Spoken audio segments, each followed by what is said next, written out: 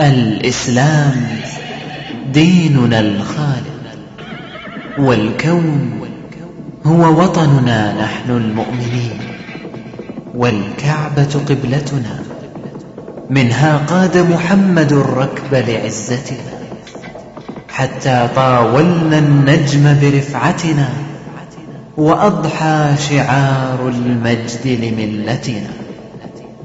فهل يكون لنا في الغرب صدى من همتنا؟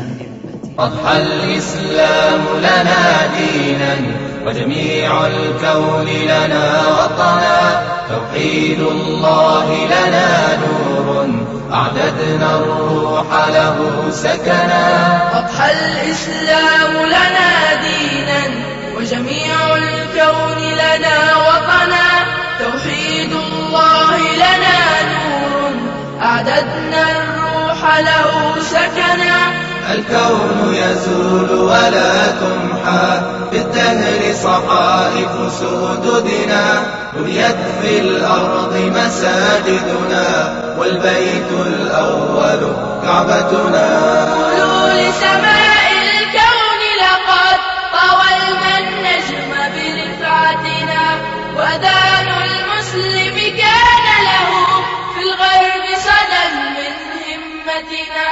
قولوا لسماء الكون لقد طاولنا النجم برفعتنا، وأذان المسلم كان له في الغرب صدى من همتنا، في الغرب صدى من همتنا، في الغرب صدى من همتنا.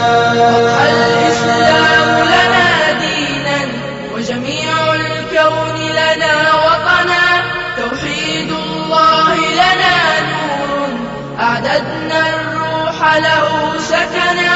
أضحى الإسلام لنا دينا، وجميع الكون لنا وطنا، توحيد الله لنا نور، أعددنا الروح له سكنا.